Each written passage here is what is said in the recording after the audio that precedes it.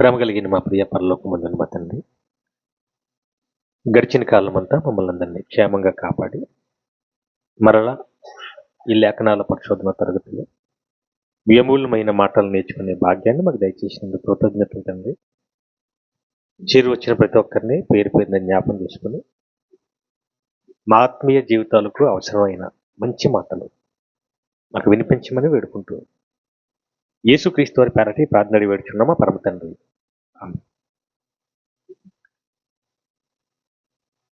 ఈ 42వ లేఖనాల పరిశోధన తరగతికి ఆసక్తిగా చేరి వచ్చిన మీ అందరికీ, అలాగే వేదిక మీద ఉన్న దైవజనులు, పెద్దలు, అలాగే ముందున్న దైవజనులు, ఇంతవరకు చక్కటి మాటలు మనకు వినిపించిన రామచంద్ర గారికి, అలాగే మమ్మల్ని ఆహ్వానించిన సురేష్ గారికి ప్రభు పేరట వందనం చెల్లిస్తున్నానండి.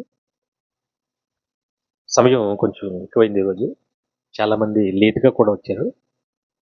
ఏదేమైనా 9:30 కల్లా మనం టోటల్గా ముగించుకుందాం కార్యక్రమాన్ని. ఓకేనండి? ఓకే అనకపోతే ఏం చెప్తారులే. కాబట్టి మీరు ఓకే అన్నా ఓకే అనకపోయినా 9:30కి మనం ముగించుకుందాం. ఇంతవరకు మంచి మాటలు మనం విన్నాం. నీవు ఎవరి తాలూకు అనేది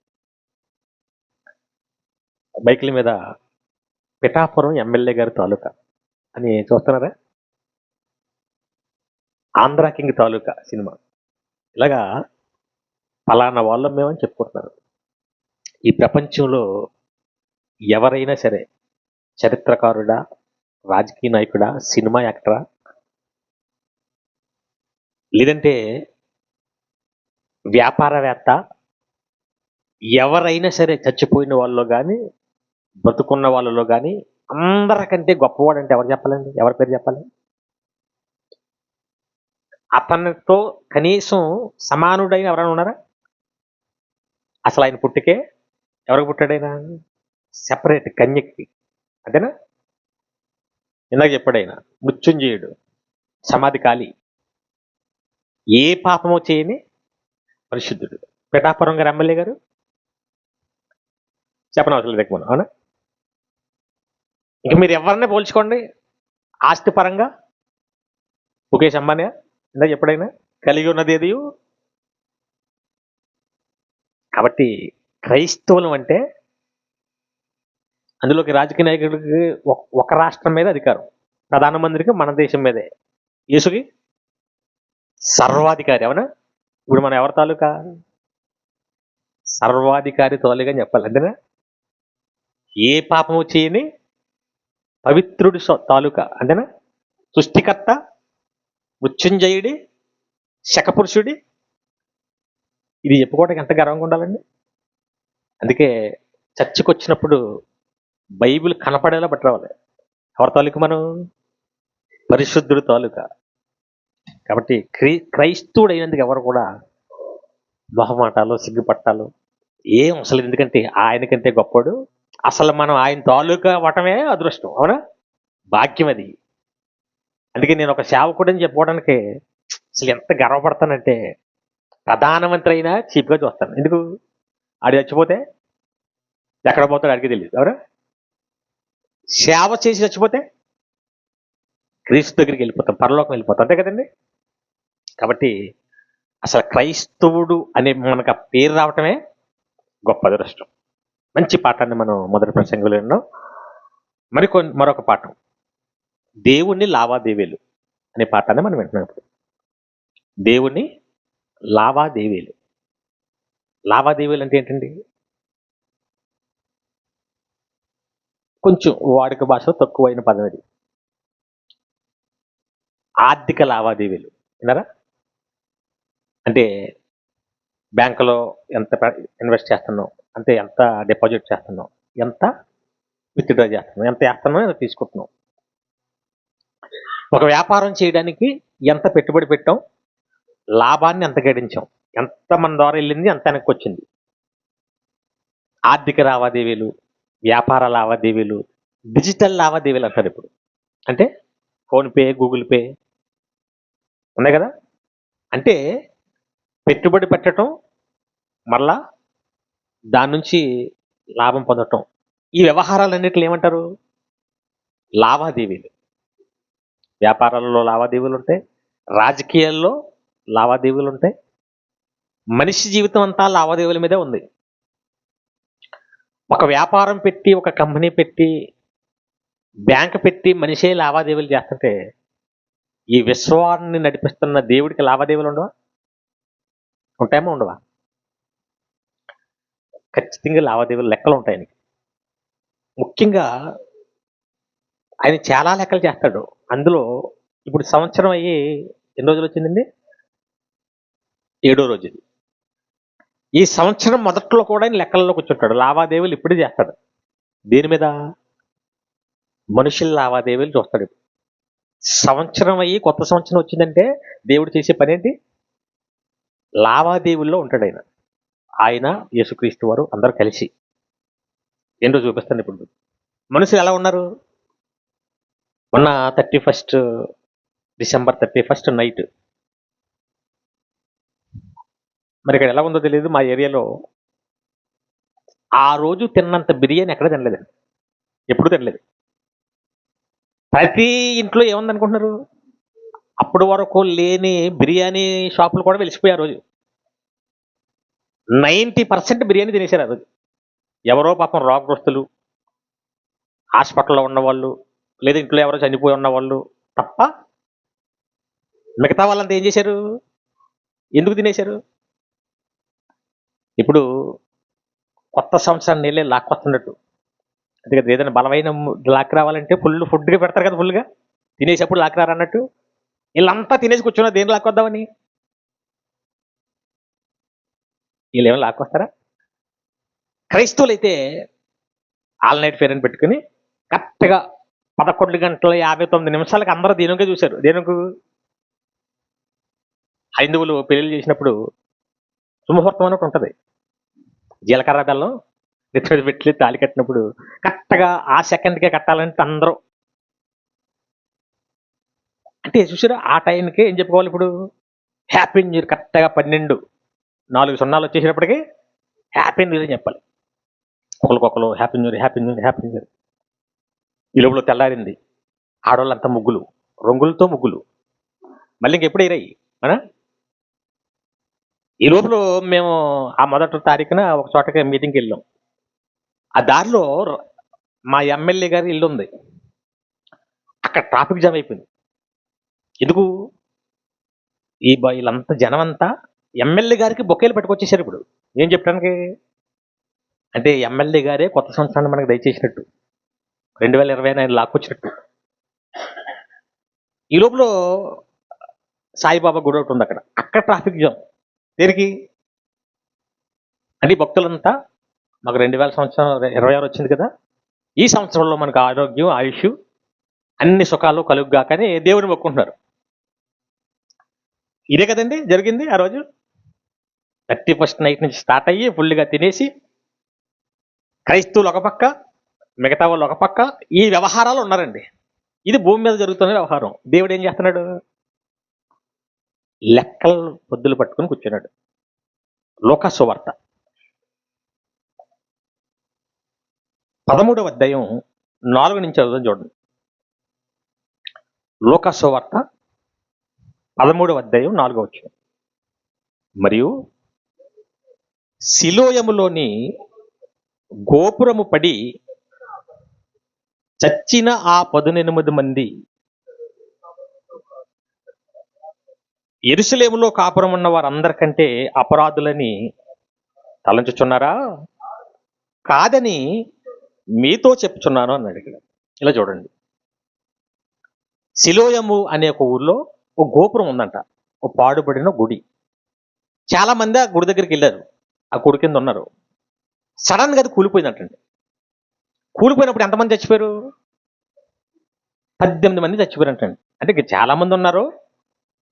అప్పుడప్పుడు కొన్ని యాక్సిడెంట్లు జరుగుతాయి కదా, 50 మంది వెళ్తున్నారు, 20 మంది చచ్చిపోయారు అంటారు. మిగతా వాళ్ళు గాయాలు అంటారు కదా సరే. ఇప్పుడు ఆ గుడి దగ్గర ఎంతమంది చచ్చిపోయారు? 18 మందే చచ్చిపోయారు.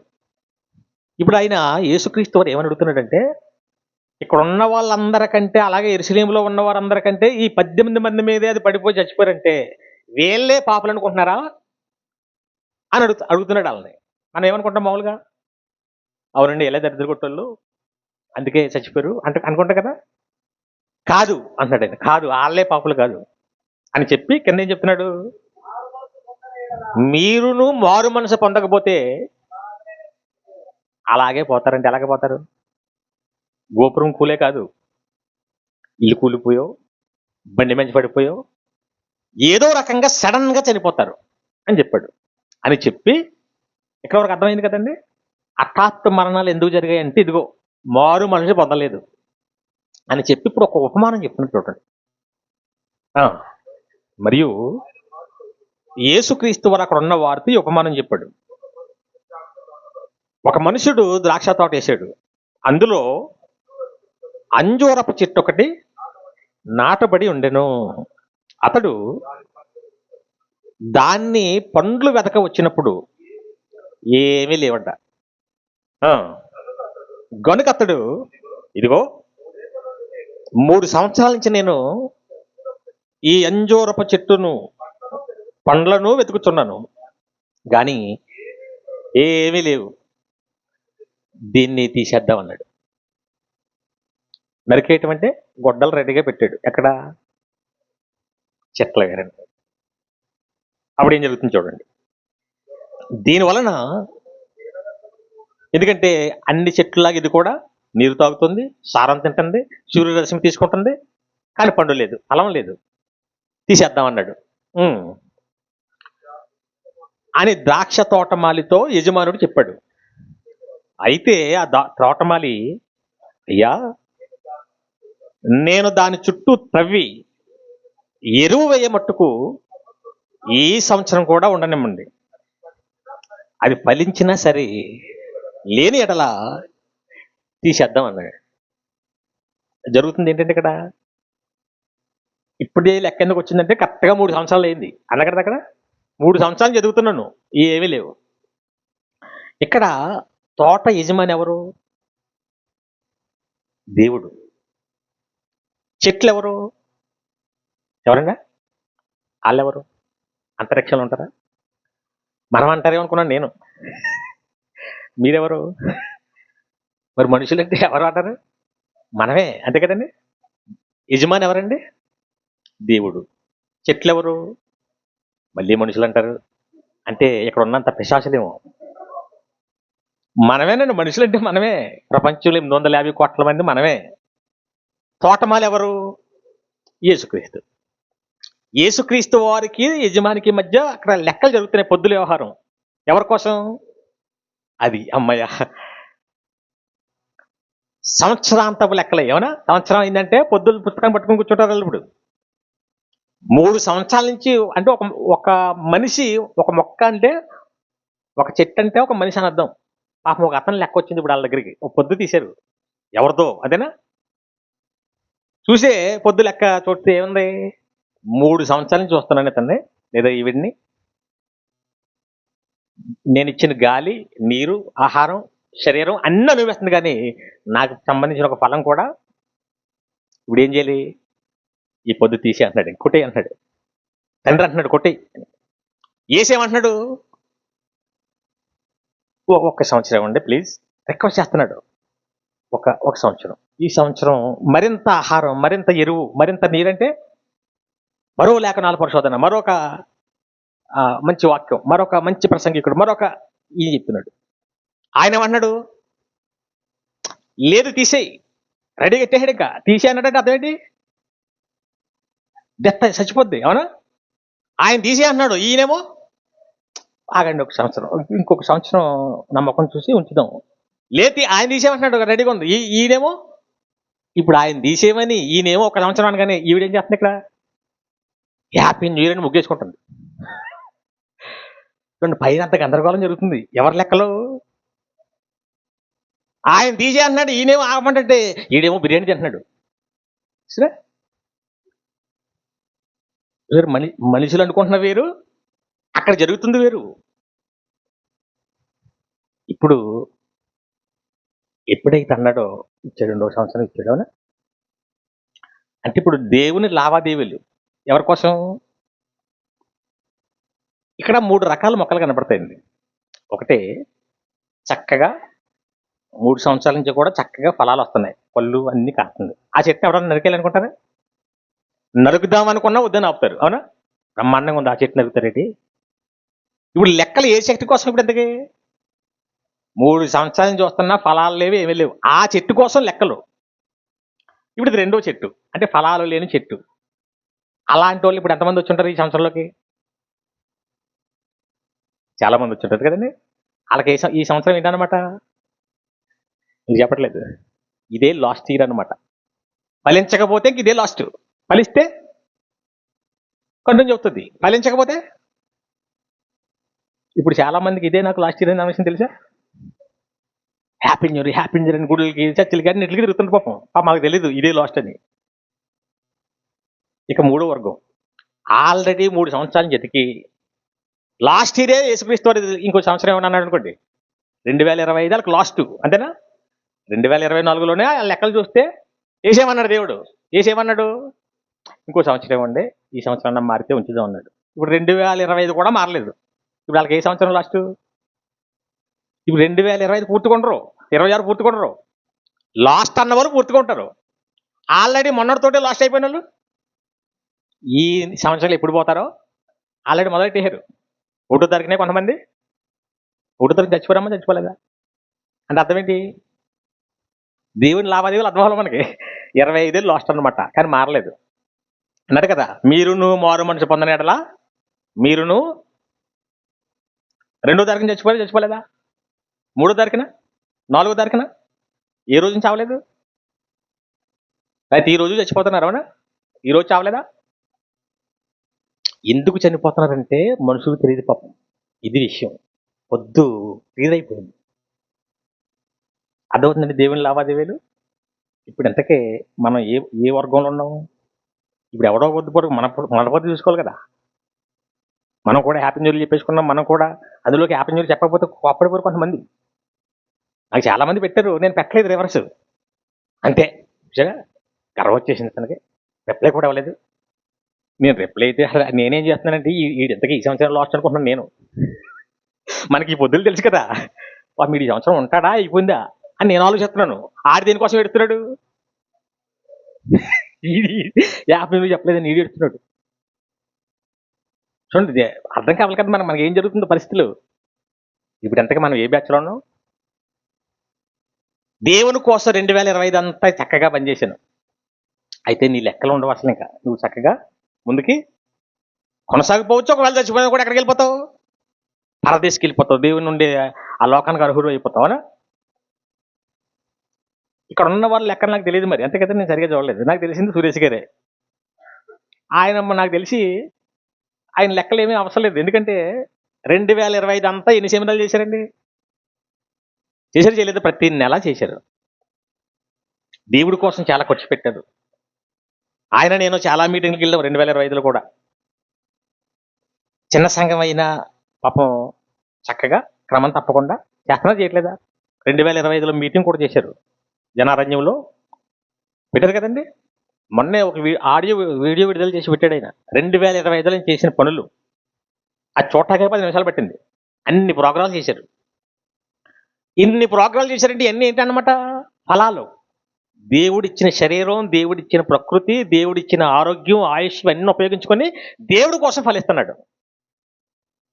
ఆ చెట్టుని ఎందుకు నరికేయాలి? దేవుడు ఆరోగ్యం ఇవ్వచ్చు కదా, ఆయుష్ ఇవ్వచ్చు కదా. ఇలాంటి చెట్టు ఉంటే ఇంకా మంచిది సమాజానికి.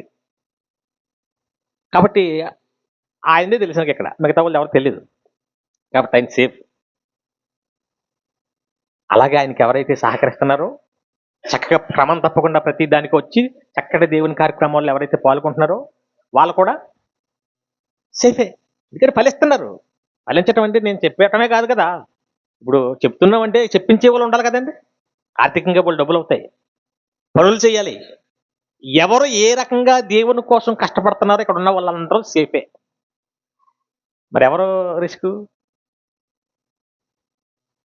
వచ్చి రానట్టు, ఉండి ఉండనట్టు, చేసి చేయనట్టు, వస్తాడో తెలీదు, ఉండటో తెలీదు, చేస్తాడో తెలీదు, చేయడో తెలీదు. అప్పుడప్పుడు కొన్ని డౌట్లు ఉంటాయి మనకి. ఏ ఫలం లేదు 2025. అలాంటి వాళ్ళకి ఈ సంవత్సరం ఏంటన్నమాట? ఆయన లేపేస్తానంటే యేసుక్రీస్తు బతులాడితే వచ్చిందన్నమాట. అంతే కదండి. ఇంకో కొంతమంది ఉంటుంది, ఇంకా అది ఆల్రెడీ పొద్దు కొట్టేశారు. ఏదది? ఇంక దేవుడు అంటే లెక్కలేదు, దేవుడు అంటే పని చేయదు, ఏమీ లేవు. ఇంకా ఆ పొద్దు ఏంటనమాట, ఎగిరిపోతుంది. ఈ టైంలో దానికోసం ఆలోచించిన అవసరం లేదు. మనం ఏ బ్యాచ్లో ఉన్నామో ఆలోచించండి. ఎందుకంటే సంవత్సరం లెక్కలు కది. బాబు భయపెడతారేంటి అనిపిస్తుందండి. భయపెట్టినా భయపెట్టకపోయినా జరిగేది ఇదే. నేను ఎక్కడ చెప్తున్నాను? నేను యేసుక్రీస్తు వద్ద నా సొంతదా? ఈ ఉపమానం చెప్పింది ఎవరండి? ఉపమానం అంటే కథ ఏమన్నది వాస్తవం. ఒకవేళ వాస్తవం కాదంటారా? 2025లో ఎంతమంది చచ్చిపోయారు? ఎందుకు చచ్చిపోయారు? అందరూ ముసలోళ్ళే చచ్చిపోయారా? ఎందుకు చచ్చిపోతున్నారు ఆలోచిస్తున్నారా? జనన మరణాలు ఎవరి చేతిలో ఉంటాయి? ఎందుకు చంపుతున్నాడు లెక్క చెప్పడా? చెప్పాడు. అదే బైబిల్ అంటే. జీవగ్రంథం అని ఎందుకన్నారు దీన్ని? ఈ 2026లో కూడా లెక్కల పొద్దులు జరుగుతున్నాయి. ఎవరిది ముగిసిపోయిందో, ఎవరిది నడుస్తుందో మనకైతే అందరూ హ్యాపీ న్యూస్లు చెప్పుకున్న వాళ్ళే 2025లో చచ్చిపోయిన వాళ్ళు. అవునా? 2024 డిసెంబర్ 25 అయిపోయిన తర్వాత అందరూ ఏం చెప్పుకున్నారు? అందరూ రంగుల ముగ్గులు వేసుకున్న వాళ్ళే, అందరూ హ్యాపీ న్యూస్లు చెప్పుకున్న వాళ్ళే, అందరూ గుడులకి వెళ్ళిన వాళ్ళే. ఈ సంవత్సరం కూడా ఆరోగ్యం, ఆయుష్ అన్ని ఇవ్వాలండి. కానీ ఉన్నారా? ఉండరు. మనం అనుకుంటే అది వద్దది. మనకి తెలియక టీవీలు పెట్టుకుంటే అలా మొదలైపోయారు జ్యోతిష్కులు. 2026లో నీ దీని ప్రకారం, నీ రాశి ప్రకారం ఈ లెక్కలు చెప్తున్నాడు వీడు. ఇంకొకడు ఏమంటున్నాడు? 2025లో నేను ఎంత సంపాదించాను, ఈ సంవత్సరం మరింత సంపాదిద్దాం అనుకుంటున్నాను. సరే, 2025లో నేను ఇన్ని సినిమాలు తీశాను, ఈ సంవత్సరం ఇన్ని సినిమాలు, 2025లో ఇన్ని ఎకరాలు పంట వేసాను. ఇప్పుడు ఈ లెక్కల్లో మనుషులు ఉన్నారు. ఆయన ఈ నుజ్జుదామా లేపేద్దామా? మనలాంటి ఒకడు ఉన్నాడు. లోకసువార్త 16వ అధ్యాయం చూడండి ఒకసారి. 12వ అధ్యాయం 19 వచ్చును. లోకసువార్త 12వ అధ్యాయం 19 వచ్చును. నా ప్రాణముతో సంవత్సరం అయినప్పుడు ఈడు కూడా లెక్కల పొద్దులు చూసుకున్నాడు. ఈడు లావాదేవీలో ఉన్నాడు. అంతే కదండి. దేవుని దేవుళ్ళు ఉంటే ఈడేమో ఈడు లావాదేవీలు ఉన్నాడు. నా ప్రాణమా, ఈ లెక్క కూడా నెలల రోజులు కాదు. దేనికి లెక్క? ఇది సంవత్సరం లెక్కే. అనేక సంవత్సరములకు విస్తారమైన ఆస్తి నీ కోసం సమకూర్చేసుకున్నాను. ఎన్ని సంవత్సరాల కంట? చాలా సంవత్సరాలు రెడీ చేసుకున్నాడంట. ధాన్యము, డబ్బు అన్ని రెడీ చేసుకున్నాడు. సావకాశంగా సంవత్సరం అయినప్పటికీ లెక్కలు వేసుకుని చాలా సంవత్సరాలు కూర్చుని తిన్నా లోట్లేదని శుభ్రంగా పడుకుని కాలు పైకి ఎత్తుకుని మాట్లాడుకుంటున్నాడు. ఏమని? నా ప్రాణమా, తిను, తాగు, సుఖించు అన్నాడు. సంతోషించు అని తనలో తాను అనుకుంటున్నాడంట.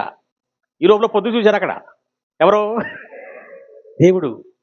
ఆ పొద్దులో ఏం తెలియంది? 3 సంవత్సరాలు అయిపోయిన తర్వాత రిక్వెస్టింగ్ ఇయర్ కూడా వెళ్ళిపోయింది. అంతే కదండి. 3 సంవత్సరాలు అయిపోయింది, తర్వాత రికమెండ్ చేసిన ఈ సంవత్సరం కూడా ఎగిరిపోయింది. ఈడేమి సావకాశం పడుకుని ఈడు ఆలోచించుకుంటున్నాడు. అప్పుడు ఆయన ఏమన్నాడు? ఒరే ఫూలు, నువ్వు ఎన్నో సంవత్సరాలు లెక్క వేసుకుంటున్నావు, నీ పొద్దు కొట్టేశారు ఇక్కడ ఈ రాత్రే, మరి రేపేళ్ళుండో కాదు మళ్ళీ. ఆ చచ్చిపోయిన రోజున అనుకుంటున్నాడు, ఆ సావు రోజున అనుకుంటున్నాడు. ఏమని? అనేక సంవత్సరాలకు రెడీ చేసుకున్నాను. మా అదే లాస్ట్ అని అడిగి తెలియదు. ఇప్పుడు 2025 వచ్చిన వాళ్ళు కూడా ఏమనుకున్నారు అందరూ? కొంతమంది అయితే నూతన సంవత్సర శుభాకాంక్షలు. మీరు, మీ పిల్లలు, మీ కుటుంబం, మీ బంధువులు అందరూ కూడా ఆయు ఆరోగ్యాలతో ఏంటంటే చెడ్డ నీ నోట్లో నా నోట్లో గొడవ లేకపోతే మనం అనుకుంటే ఏమి రాదు. ఇది అలా పెద్ద మెసేజ్ పెట్టినోడిని ఇంకా మనం గౌరవించి వందనాలు నా కోసం ప్రార్థన చేయండి. ప్రార్థన చేస్తే వచ్చేది ఆయుష్. దేవుడి లెక్కల్లో కరెక్ట్గా ఉండాలి, పొద్దు కరెక్ట్గా ఉండాలి. అందుకే దేవుడు ఎప్పుడైతే దేవుని కోసం ఫలిస్తావో నీకు ఆరోగ్యము, ఆయుష్ అన్నీ బాగుంటాయి.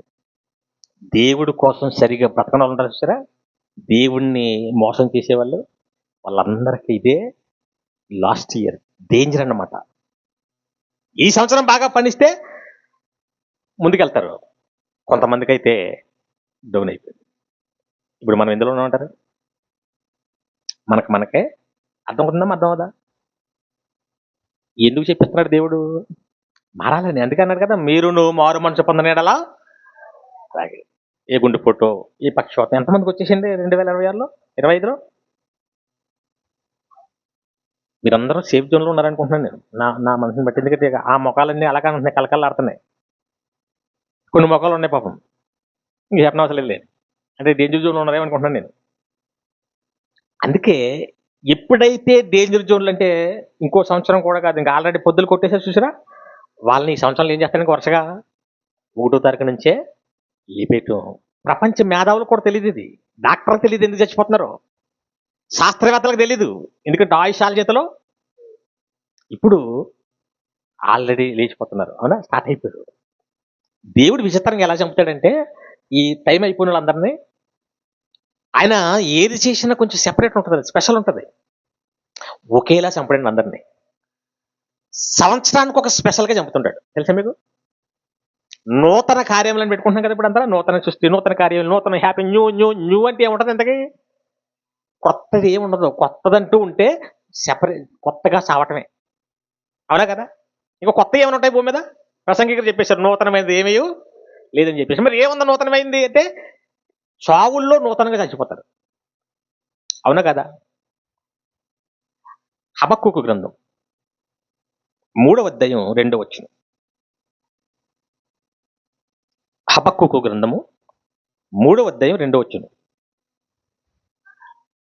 యెహోవా నిన్ను గూర్చిన వార్త విని నేను భయపడిపోతున్నాను. యెహోవా సంవత్సరములు జరుగుచుండగా నీ కార్యములు నూతన పరచుము అన్నాడు. సంవత్సరములు జరుగుతుండగా అవి నాకు తెలియజేయి, నీ నూతన కార్యములు నాకు తెలియజేయి అని అడుగుతున్నాడు. ఇంతకీ ఏ నూతన కార్యములు? ఆయన ఆ హబక్కూ గారు, ఆ ప్రవక్త గారు ఆ మాటలు మాట్లాడడానికి సందర్భం తెలియాలి కదండి. అదే లేఖనాల పరిశోధన అంటే. అసలు అప్పుడు ముందు ఏం జరిగింది, ఆ సందర్భం ఏంటి, తర్వాత ఏం జరుగుతుంది తెలియాలి.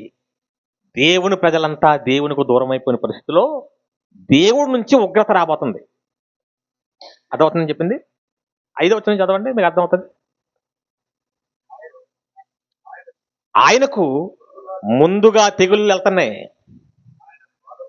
ఆయన పాదముల వెంట. అంటే దేవుడు మనుషులను చంపే పరిస్థితి కోసం మాట్లాడుతున్నాడు. ఇప్పుడు అక్కడ ఉన్న ప్రజలను చంపడానికి దేవుడు నూతనంగా ఏదో తెగులు రప్పిస్తాడు, నూతనంగా ఏదో ఎఫెక్ట్ రప్పిస్తాడు. ఇప్పుడు భక్తుడు ఏమడుగుతున్నాడు? సంవత్సరములు గుర్తించుండగా నీ కార్యములు నాకు తెలియజేయి, నీ నూతన కార్యములు కొత్తగా ఎలా చంపుతా, అసలు ఎలా నాశనం చేస్తా వీళ్ళు నాకు తెలియజేయి అంటాడు. ఏమండి తెలియక పాట కట్టారు, నూతన పరుచుము దేవా నీ కార్యములను. ఏ కార్యాలు ఇంతకీ ఇక్కడ మాట్లాడుతుంది? ఏ కార్యాల కోసం? కొంత మీరు పడేశారు మొన్న. సంవత్సరాలు గడుచుండగా నువ్వు ఎలాగో చంపుతావు కదా, అదేంటో నాకు తెలియజే అంటున్నాడు. సెపరేట్గా చంపుతాడని చంపడా? నా చిన్నప్పుడు అప్పుడు వరకు లేని సంవత్సరం, ఆ సంవత్సరంలో ఒక సెపరేట్ తెగులు వచ్చింది. అప్పుడు వరకు లేదు అది, ఎయిడ్స్. విన్నారా? దానికి ముందు లేదు అది. అంటే ఆ సంవత్సరానికి స్పెషల్ ఏంటనమాట, ఈ రోగంతో చంపుతాడు. ఆ తర్వాత మీరు ఎప్పుడే కరోనాకి వచ్చారు, మధ్యలో బోళ్ళు ఉన్నాయి స్పెషల్. ఎబోలా, ఆ సంవత్సరం అది స్పెషల్, అది చాలా మంది లేపకపోయింది. 2024 సునామీ, లక్షల మంది, 2.5 లక్షల మంది చచ్చిపోయారండి. మీకు బాగా తెలిసింది కరోనా. 3 సంవత్సరాలు 3 స్పెషల్లో. కరోనా వేవ్ 1, సెకండ్ వేవ్, ఎంతమంది లేచిపోయారు? అంతకుముందు ఉందండి కరోనా. అంటే చంపడానికి కూడా దేవుడు ఏం చేస్తుంటాడు? నూతనంగా చంపుతాడు. అంతేనా? ఊపిరి ఆగిపోయి శవాన్ని కూడా ఎవడ ముట్టుకోకుండా, ఎవడెవడు అక్కడికి వెళ్లకుండా స్తంభించిపోయి దిక్కుమాలిన చావు చచ్చిపోయావనా, అప్పుడు అది స్పెషల్. ఇలాగ ప్రతి సంవత్సరానికి కూడా వస్తా చూడండి. అప్పుడప్పుడు తుఫాన్లు కూడా వస్తాయి సరే, సంవత్సరానికి ఒక కొత్త తుఫాన్. పేర్లు కూడా ఏం పెడతారు? పెట్టుని మీరు మళ్ళీ పెట్టరు, లేల పాపం దేవుడిని ఫాలో అవుతున్నారు. కత్రీనా, అది ఆ సంవత్సరం. అంతేనా? హుదూద్, తర్వాత లైలా, ఇంకా మజును పెట్టలేదు. అంతే కదా? అంటే ఒక్కొక్క సంవత్సరం అలా తుఫాను, అది కొంతమంది లేకపోతుంటది. 2025 స్పెషల్ ఏంటి ఏంటమ్మా? మొన్నదే ఆల్రెడీ మనం చూసాం కదా. స్పెషల్ ఏం చెప్పండి? నూతన కార్యం. ఒక పురుగు వచ్చింది ఏదో. ఏం పురుగు అండి? ఏదో ఆ పేరు మర్చిపోయాను నేను. కాదులేండి, అది అది అంతకుముందు సంవత్సరం అది. ఆ పురుగు కుడితే చచ్చిపోయింది చాలా మంది. సంవత్సరం ఎండింగ్లో స్క్రప్ట్ అయిపోతుంది. ఎందుకు లేదు మాట్లాడకండి, తిరగట్లేనప్పుడు ఎందుకు వచ్చింది? అందులోకి వీడియో పెట్టాడు ఆయన, మళ్ళీ దాని మీద కామెంట్లు పెడుతుంటారు. అంటే ఉందా స్పెషల్ లేదా? ఇంకా చెప్పాలంటే యాక్సిడెంట్లు ఎక్కువైపోయింది. బస్సు తగలబడిపోవటం, బస్సులు గుద్దేసుకోవటం, విమానం కూలిపోవటం, చచ్చిపోలేదా? అంతకుముందు ఉందండి అది.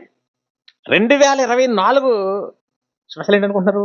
గుండెపోట్లు ఎక్కువ వచ్చేసాయి. గమనించారు మీరు? డ్యాన్స్ చేస్తూ కుప్పకూలిపోయేవాడు, స్కూల్కి వెళ్తూ కుప్పకూలిపోయాడు. ఎక్కువ గుండెపోట్లు ఎప్పుడు జరిగిపోయాయి అనుకున్నారు? 2024 అడిలిపోయారు. దానికి సంబంధించి ఒక పాఠం కూడా పెట్టాం ఇక్కడ, ఆగిపోతున్న గుండె చెప్పులని. అంటే సంవత్సరానికి ఒక నూతన కార్యంతో, ఎందుకంటే దేవుడు అంత స్పెషల్ కదా.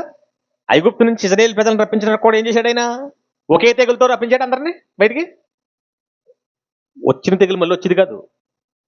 ముందు కప్పలో, తర్వాత మిడతలో, పేలు, 10 తెగులు రప్పించండి. అంటే దేవుడు ఏది చేసినా ఏం చేస్తుంటాడు? స్పెషల్. ఇప్పుడు నూతన కార్యములు ఏంటి? ఏంటమ్మా స్పెషల్ ఏంటి? 2026 ఇప్పుడు అప్పుడంటారు కదా, మీకోసం స్పెషల్ ఐటమ్స్ తీసుకొస్తున్నారు. మరి ఇప్పుడు ఈ 2026 ఏంటో మనకు తెలియదు. కానీ ఎలా చంపుతాడు మనుషుల్ని, ఇది తెలియక ఏం పడగట్టాడు? నూతన పరిశ్రమ దేవా నీ కార్యములను నాయడ. అర్థం ఏంటి? కరోనా నూతన కార్యం, రా నాయడలే, నాకేసేయి. అప్పుడు చూసారా ఏంటండి అది? చికెనా? నాకేసేయండి.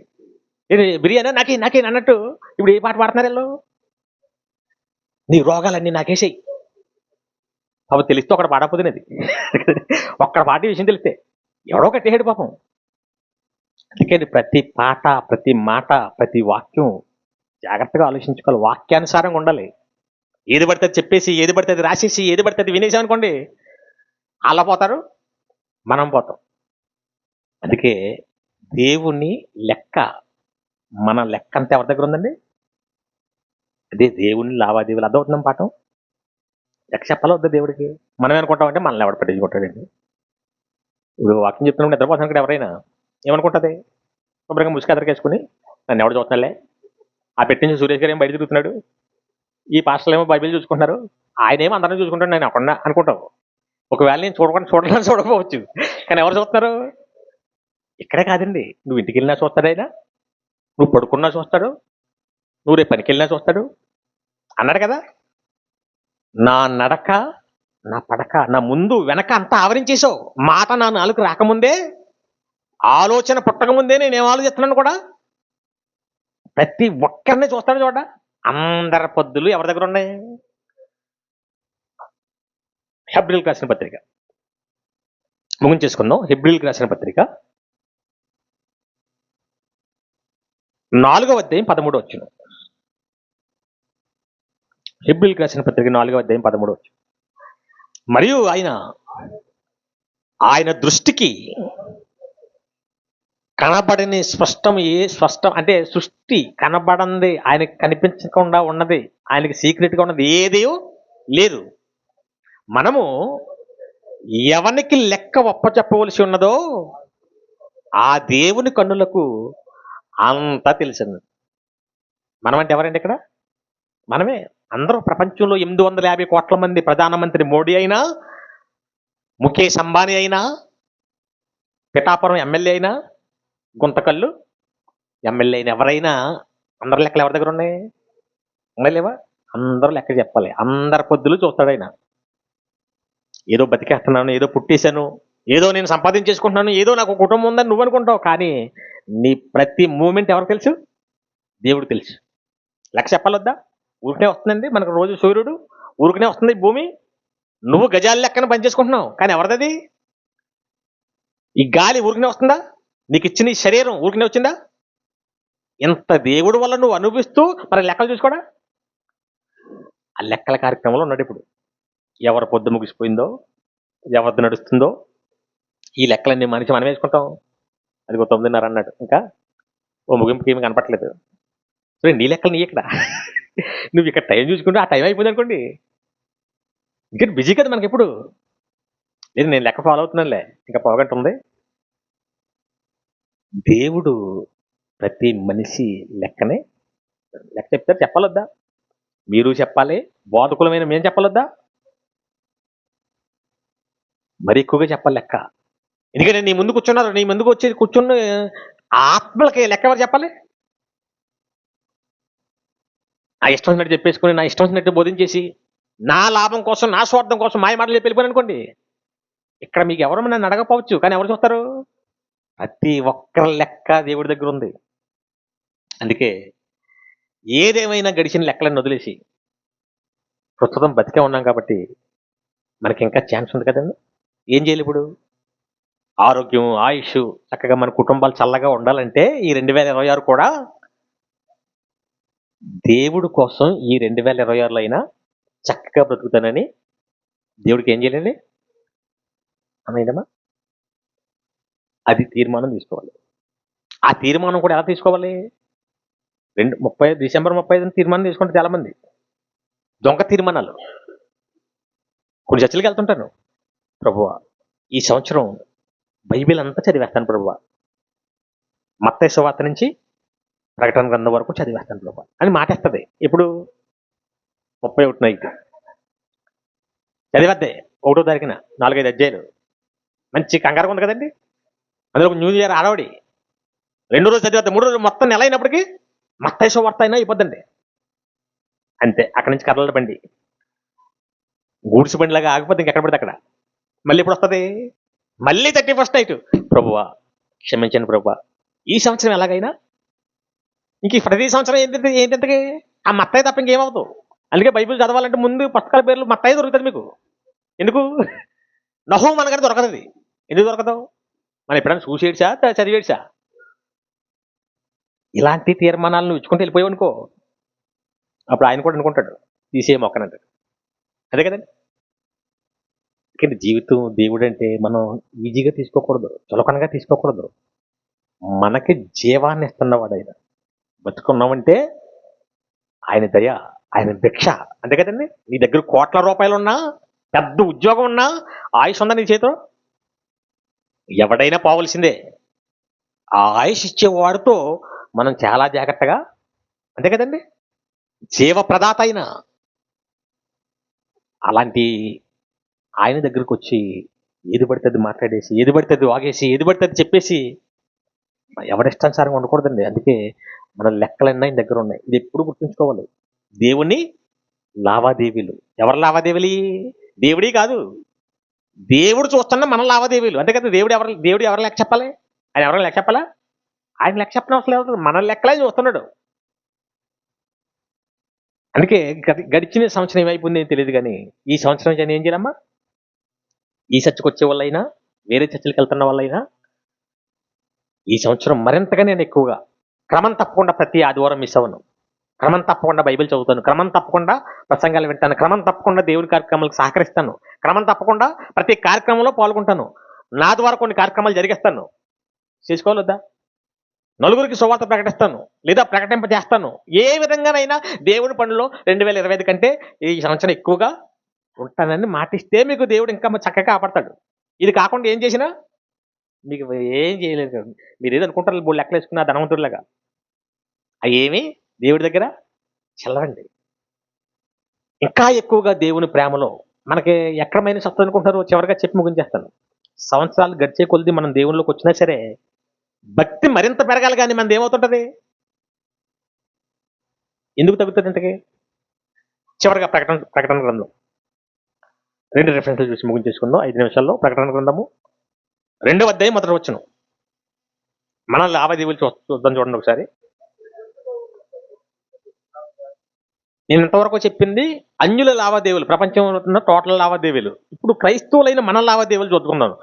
ఎఫెసులో ఉన్న సంఘపు దూతకు ఇలాగ రాయము, 7 నక్షత్రములు తన కుడి చేత పట్టుకొని 7 దీపస్తంభముల మధ్య సంచరించేవాడు చెప్పు సంగతులు ఏవనగా. ఇప్పుడు యేసుక్రీస్తు వారు ఇదంతా ఆ ఇంట్రడక్షన్ అంతా ఎవరి కోసం అండి?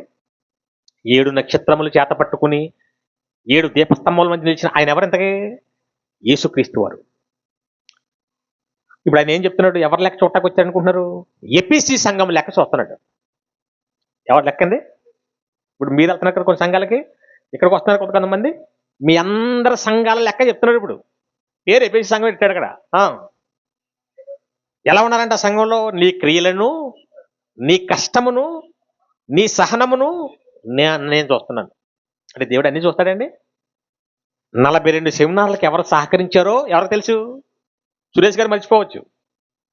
ఎవరు మర్చిపోరు? దేవుడు మర్చిపోడు. ఎవరు పని చేశారో, ఎవరు ఏ కష్టం పడ్డారో అన్ని ఎవరికి తెలుసు? ఇక్కడ ఎంతమంది దైవజనులు ఉన్నారు, ఎవరు యథార్థంగా దేవుని కోసం బతుకుతున్నారో అన్ని ఎవరికి తెలుసండి? మనుషులు చూసినా చూడకపోయినా, మనుషులు గుర్తుంచుకున్నా గుర్తుంచకపోయినా నేను ఎరుగుతున్నాను అన్నాడు ఆయన. ఫస్ట్ ప్లస్లు చెప్తున్నాడు. మీలో ఉన్న ప్లస్లు ఏంటంటే మీరు దుష్టులను సహింపలేరు అని,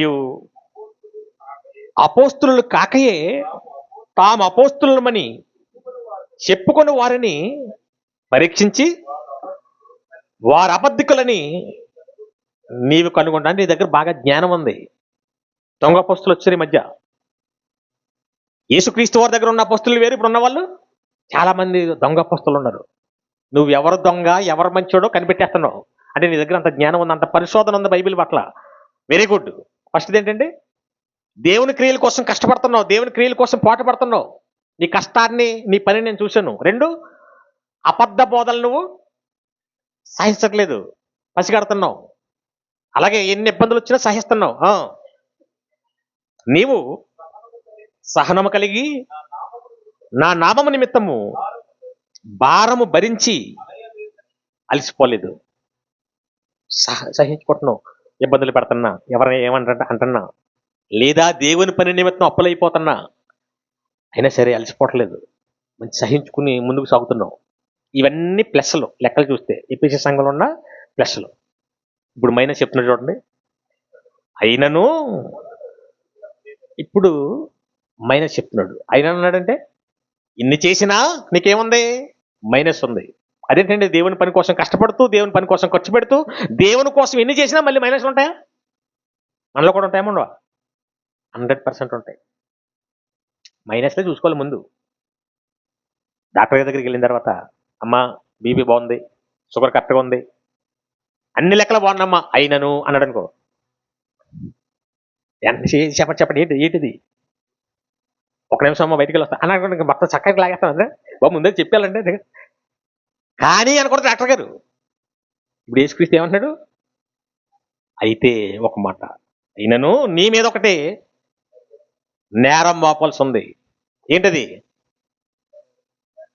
నువ్వు ఏ స్థితిలో నుండి పడితేవో ఆ స్థితిని జ్ఞాపం చేసుకో. ఏంటా మొదటి క్రియ? స్టార్టింగ్ లో నీకు ప్రేమ ఉంది, కానీ ఇప్పుడు ఏమీ లేదు. ఎవరి మీద?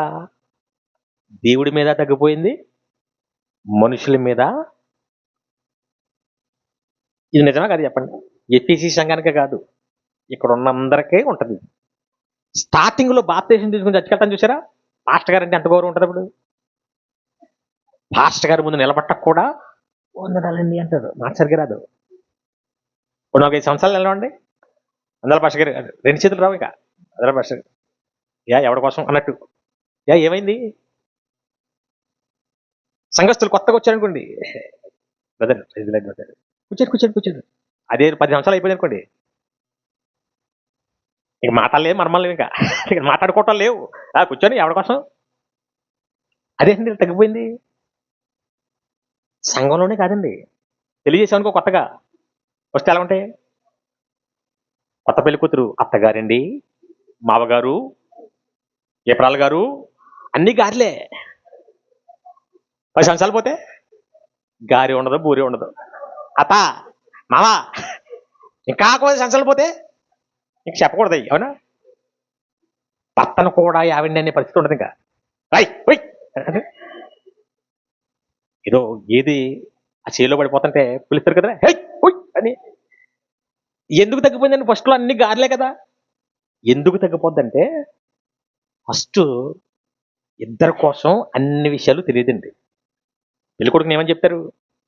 నెంబర్ 1 అండి ఈ ఊర్లో ఇతనే, ఎప్పుడు దేవుళ్ళు అంటాడు. అమ్మాయి అయితే ఇంటి దగ్గర తలదించితే కాలేజీ దగ్గర ఎత్తుతుంది, మళ్ళీ అక్కడ ఎత్తిదించితే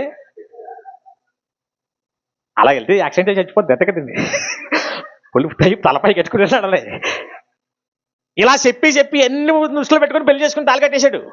ఈవిడ తాలికట్టేసి గొంగన పెట్టించుకుంది. అప్పుడు అన్నీ బాగానే ఉంటాయి, అవునా? అందుకే అత్తగారిని గౌరవిస్తుంది, మాంగారిని గౌరవిస్తుంది, భర్తని అన్ని కరెక్ట్గా 2 సంవత్సరాలు అయినప్పుడు అన్నీ తెలిసిపోతాయి.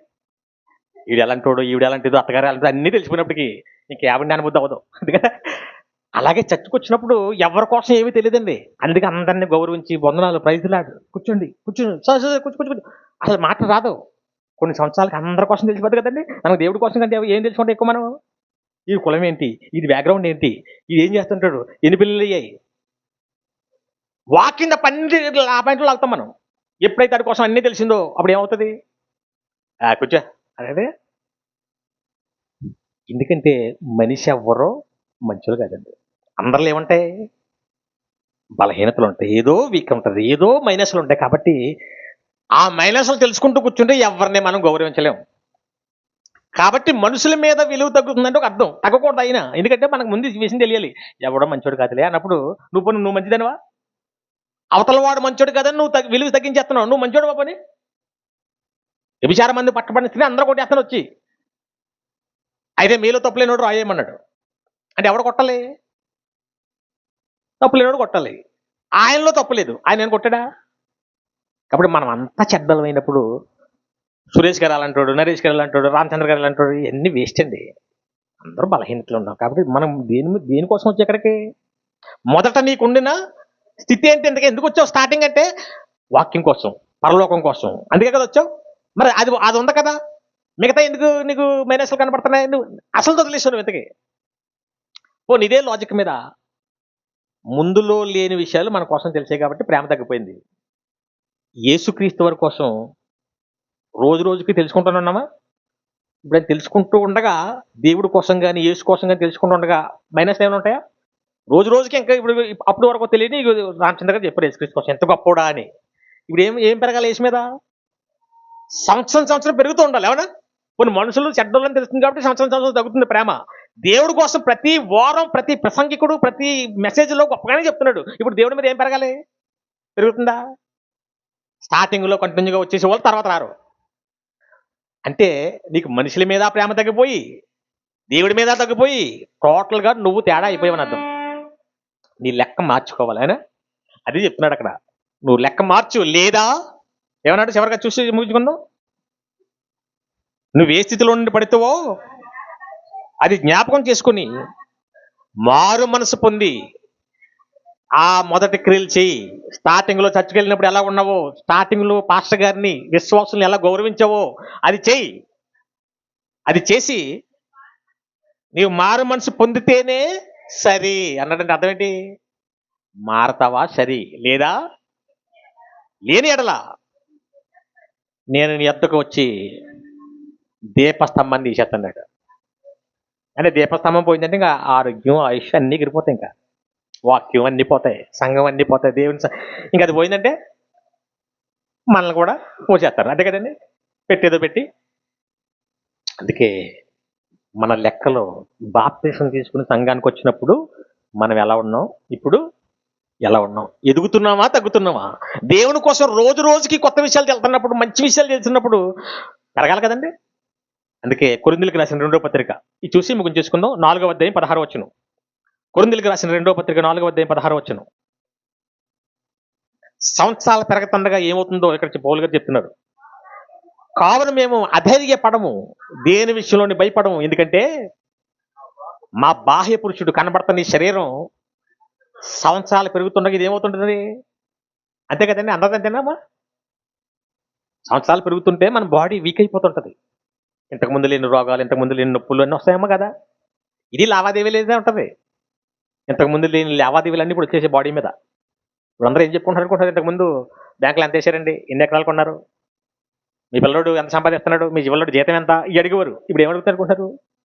షుగర్ ఉందండి, బీపీ ఎంత ఉంటుంది? ఒకడైతే నాకు షుగర్ ఒకటండి, దేవుడి దేవాల బీపీ లేదు. ఇంకొక ఆవిడేమో నాకు షుగర్ బీపీ 2 ఉన్నాయండి. ఏదో ఇద్దరు పిల్లల్లాగా ఈ పెళ్ళిళ్ళకి వెళ్ళినప్పుడు, ఫంక్షన్కి వెళ్ళినప్పుడు ఈ మాట్లాడుకుంటున్నారు. ఇప్పుడు మీకు ఎంత షుగరు? నాకు 250 దాటుతండి, నాకు 500 దాటేస్తుందండి. ఈ లావాదేవీలే, అంతే కదండి. ఏ లావాదేవీలు? దేవుడు మన బాడీలో పెట్టిన లావాదేవీలు. మన బాడీ అంతా లెక్కల మీద ఉంటుందండి. దేవుడు అంతా దేని మీద చేశాడు? ఈ ప్రపంచం అంతా లెక్కల మీద ఉందవునా కదా. లెక్కలకి పితామహుడు ఎవరు? రామానుజం అంటారు. కాదు, ఆ రామానుజం లెక్కలు కూడా ఎవరి దగ్గర ఉన్నాయి?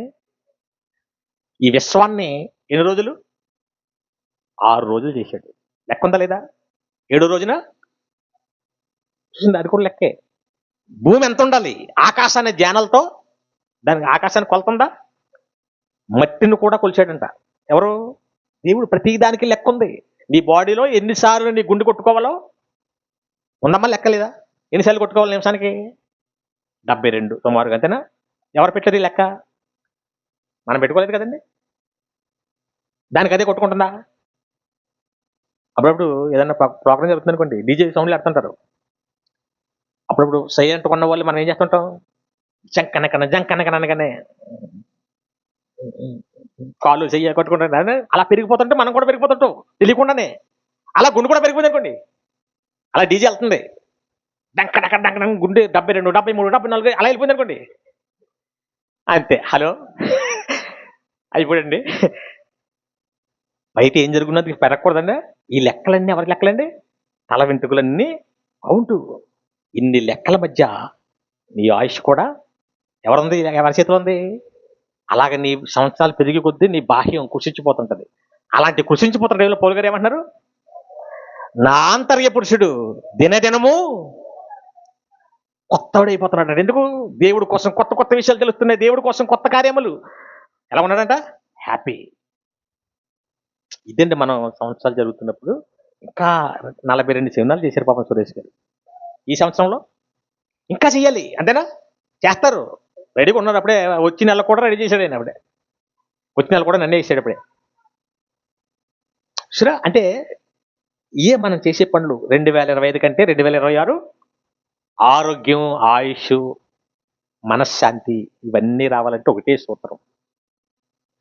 మాంసాలు మాని చాకోలు తింటాం, ఉదయాన్నే లేచి పరిగెత్తడం ఇది కాదండి.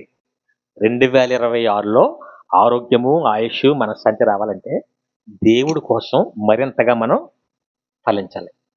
అర్థమైందండి? అప్పుడు మన లెక్కలో కరెక్ట్గా అదే కదా లెక్క చూస్తున్నాడు. ఇన్ని ఇచ్చాను, నా కోసం ఏమైనా ఫలాలు ఉన్నాయో చూశాడు, ఏమి లేవు, తీసేయమంటున్నాడు. లెక్క ఏమి లేదు, సింపుల్ లెక్క ఇది, అంతే కదండి. ఇంకా టైం లేదండి. అంటే దేవుడి కోసం ఫలిస్తే చెట్టు ఉంటుంది, ఆరోగ్యంగా ఉంటుంది, చక్కగా ఉంటుంది. ఫలించకపోతే లేచిపోతుంది. ఇంక లెక్క ఏముంది ఇంకా?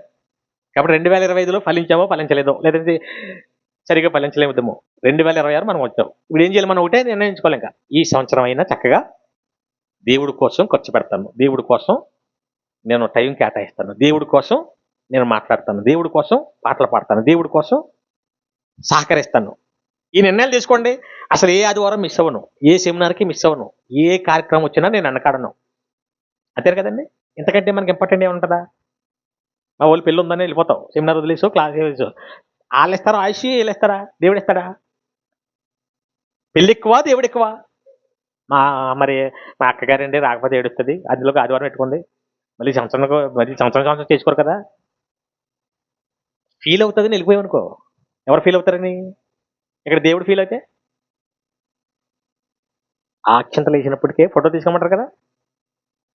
గుడిపొడి వచ్చినకోండి, అది చాలా పెళ్ళికూతురు మీద పడిపోతాం, అంతే కదా. అప్పుడు ఫీల్ అవుతుంది మీ అక్క, ఏమని? శుభమాని పెళ్లి చేసుకుంటే ఇక్కడికి వచ్చి వచ్చింది, అంతే కదా. కాబట్టి దేవుడు ఫీల్ అవుతుందండి. దేవుడు అండి బతికించేది, ఎవరో కాదు. వాళ్ళందరినీ గౌరవించాలి, అన్ని కార్యక్రమాలకి వెళ్ళాలి. కానీ ఎవరి తర్వాత? ముందు దేవుడు, తర్వాతే అన్నీ. నీకు ఆయుష్ ఉంటేనే కదా ఇవన్నీ, నీ బంధువులు, పెళ్ళిళ్ళు, పేరంటాలని. ఆయుష్ లేకపోతే? అందుకే 2026 మన లెక్కలు చూసుకుందాం. ఆరోగ్యంగా, ఆయుష్తో చక్కగా బతుకుదాం. దేవుని పనుల్లో మరింత ఉన్నతంగా, మరింత నూతన కార్యములు దేవుడి కోసం మనం చేయాలని కోరుకుంటూ, దేవుని లావాదేవీలు అర్థమైందమ్మా? కళ్ళు మూసుకొని ప్రార్థన చేసుకుందాం. ప్రేమ కలిగిన మా ప్రియ పరలోకమందున మా తండ్రి, ప్రపంచం అంతా ఏవేవో పనులు చేసుకుంటూ, ఏదేదో ఎంజాయ్ అనుకుంటూ, ఎవరికి నచ్చిన విధంగా, ఎవరికి తోచిన విధంగా జ్ఞానం లేక బ్రతుకుతున్న ఈ పరిస్థితిలో అసలు 2026 ఎందుకు వచ్చిందో, మేము ఉంటామా ఉండవా, అసలు మీ లెక్కలేంటో, ఇవన్నీ మీరు రాయించిన ఈ గ్రంథంలో కొన్ని మాటలు నేర్చుకున్నాం తండ్రి. నేర్చుకున్న మేము మా లెక్కలను సరిచూసుకుంటూ మీకు ఇష్టమైన బిడ్డలుగా, మంచి ఫలాలు ఫలించేవారుగా, మీ ద్వారా ఆరోగ్యాన్ని, ఆయుష్ను, మంచి మనశ్శాంతిని పొందుకున్నట్లు మీకు ఇష్టమైన బిడ్డలుగా బ్రతకడానికి ఈ సంవత్సరంలో మమ్మల్ని అందరినీ దీవించమని ఈ 42వ లేఖనాల పరిశోధన సదస్సుకు ఎవరైతే సహకరించారో, కష్టపడ్డారో, పనిచేశారో వారందరినీ జ్ఞాపం చేసుకోండి. ఇదే ఉత్సాహాన్ని ఈ సంవత్సరం అంతా కూడా కొనసాగించడానికి కృప చూపించండి. అలాగే ఈ మొదటి సెమినార్లో ఈ సంవత్సరం చక్కగా మీ మాటలు వినడానికి అనేక మంది వచ్చారు. ఇదే ఉత్సాహాన్ని, ఇదే ప్రేమను చివరి వరకు మీ మాటల పట్ల, మీ పనుల పట్ల చూపించడానికి కృప చూపించమని, చేరువచ్చిన ప్రతి ఒక్కరిని పేరు పేరుని జ్ఞాపం చేసుకోమని, అలాగే చక్కటి మాటలు చెప్పిన రామచంద్ర గారిని, వారి పరిచర్యను, వారి కుటుంబాన్ని జ్ఞాపం చేసుకోండి. అలాగే వేదిక మీద ఉన్న దైవజనులు, అలాగే నా ముందున్న పెద్దలు, దైవజనులు అందరినీ కూడా జ్ఞాపం చేసుకోండి. వారి సంఘాలని, వారి పరిచర్యను, వారి కుటుంబాలని దీవించండి. మరింత ఆయుర ఆరోగ్యాలతో ఈ సంవత్సరం అంతా కూడా మీరు మమ్మల్ని క్షేమంగా కాపాడి మరింత ఉన్నతంగా మీ కార్యక్రమాలు జరిగించడానికి ఇక్కడ ఉన్న మా అందరినీ దీవించమని, ఇంత చక్కటి కార్యక్రమాలు జరిగిస్తున్న సురేష్ గారిని, వారికి ఇచ్చిన భార్య, పిల్లలందరినీ జ్ఞాపం చేసుకోండి. వారికి సహకరిస్తున్న ప్రతి ఒక్కరిని జ్ఞాపం చేసుకుని మరింత ఉన్నతంగా మీ కార్యక్రమాల్లో ముందుకు కొనసాగే భాగ్యం దయచేయమని, అలాగే రేపు పులివెందుల్లో జరగబోతున్న మీటింగులను, అలాగే 2 కడపలో జరగబోతున్న మీటింగులు కూడా విజయవంతంగా జరిగించి తదనంతరం జరగబోతున్న ఈ భోజన కార్యక్రమంలో ఎటువంటి లోటు లేకుండా సమృద్ధిగా అందరూ చక్కగా భోంచేసి వెళ్ళడానికి కృప చూపించమని ఈ ప్రియకుమారుడు, మా రక్షకుడైన యేసుక్రీస్తు వారి పేరటి ప్రార్థన అడిగి వేడుచున్నాం మా పరమ తండ్రి. అందరికీ వందనాలు.